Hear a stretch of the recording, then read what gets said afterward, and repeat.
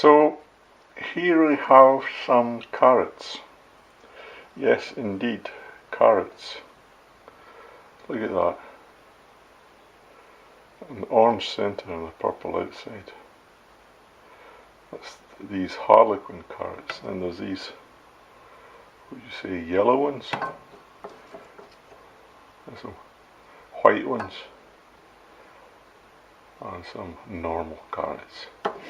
These ones, harlequin carrots, they're very unusual. I'm going to be making a pork and a focaccia bread. Carrot focaccia. Looks like something needs to be taken away. So, boil that up in a little bit of water with some salt and mash it up. And for flour, it's just the normal strong flour mixed in with some of this spelty, which is a primitive wheat flour, which has got quite a lot of protein in it. So that all goes in here, about 800 of flour, together with 1 teaspoonful of sugar, 1 teaspoonful of salt, and a packet of dry yeast.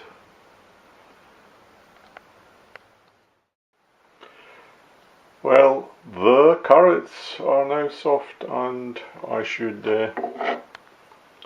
mash them up. My wife said that I should save the carrot water, and so it'll give them flavour if I put it in with the dough. But I suppose I'll have to wait until it cools off, so it doesn't kill off the yeast. There's too much steam coming off at the moment. So I'll drain that into a separate place and mash up the carrots now.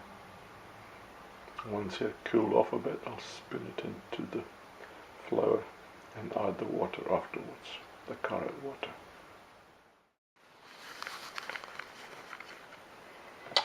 So I'll just mash these up now.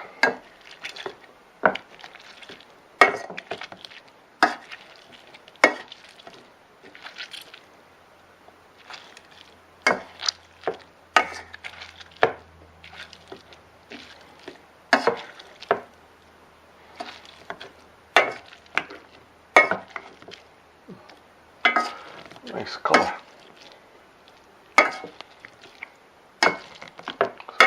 Up into some nice sauce.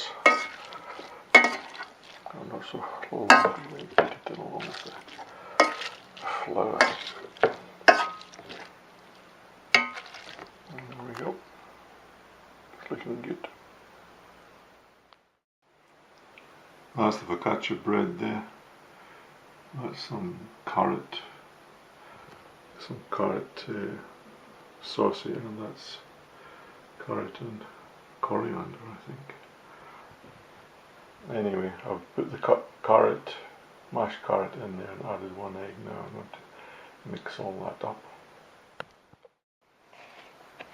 Now Maya, she says that the secret for making good bread, to make it nice and fluffy and airy, is to knead it. Now this dough is now pretty good. I've been kneading it for, I don't know, 10-15 minutes. And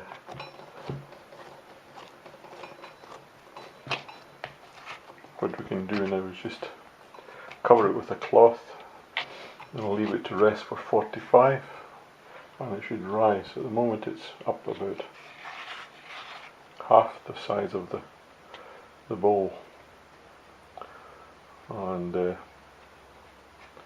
should rise up and we can make the bread laid out in a tray. Oh, and I'm going to mix some pesto in it as well, give it some extra flavour.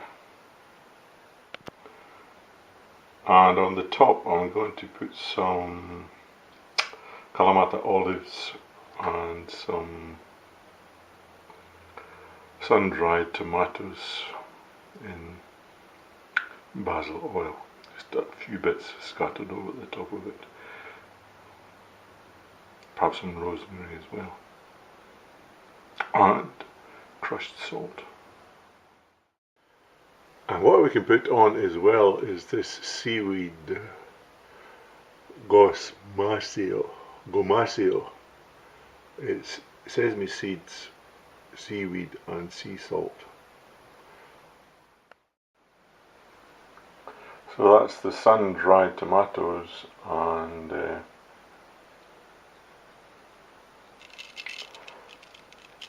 olives. Put on some sesame seed, seaweed and sea salt, and mix all that in.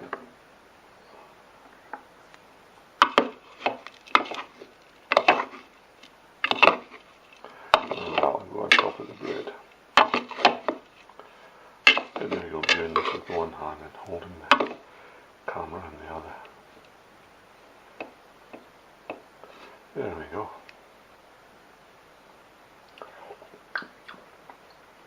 Good. Lovely.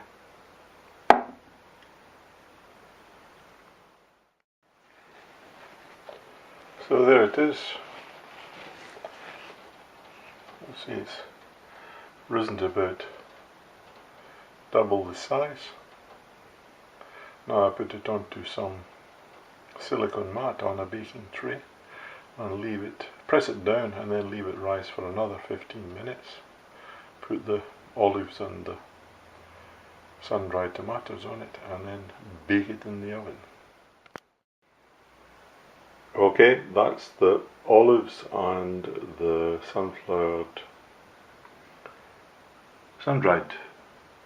tomatoes on it. And I'm supposed to poke little holes in it like this.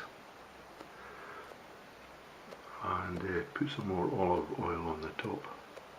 A couple of tablespoonfuls. Let it rise for about 15 minutes, then into the oven.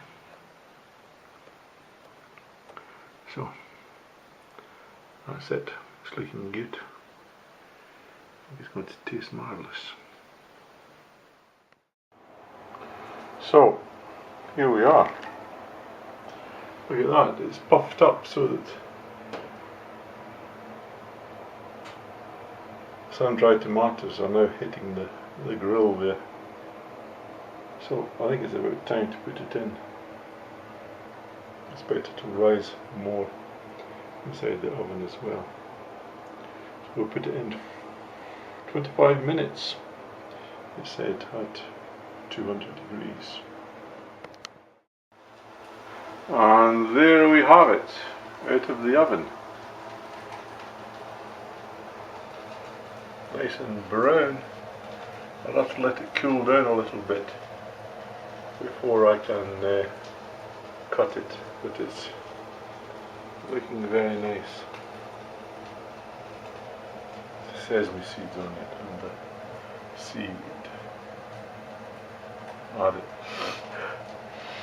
It smells marvellous. I'm going to get tucked into that later on today. What is important about bread is the texture inside. And you can see here that this is lovely and airy. I've just taken a corner of this focaccia and it is excellent, even if I say so myself.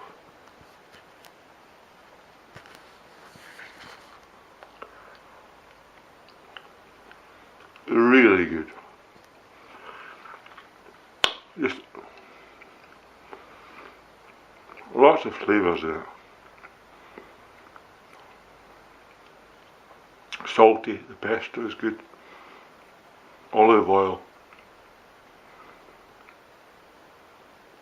I think I'm an artisan, really. Rest of this last bit.